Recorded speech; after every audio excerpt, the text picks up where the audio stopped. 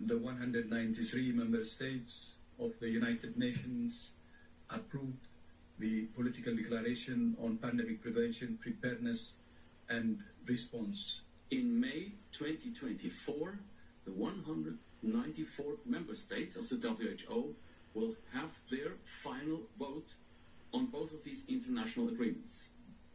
This process takes place behind closed doors. It is not reported nor discussed in our newspapers, in our national parliaments, in universities, nor in society.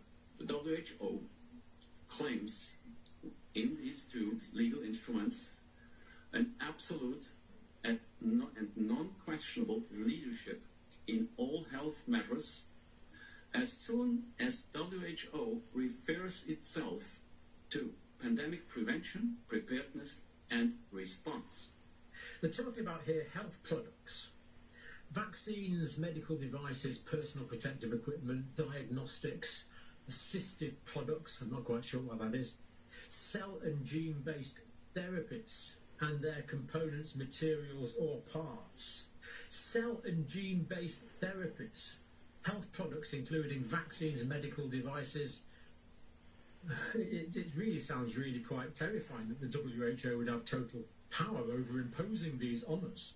They want to give themselves surveillance power, determine treatments, vaccine mandates, vaccine distribution, vaccine intellectual property and profits, and they want to redistribute basically everything in the name of pandemics. How is the declaration, the pandemic declaration approved today, how is it binding? And if we look through other parts of the treaty, we can see here that this is what they've done quite often. Here all they've done is simply cross out non-binding.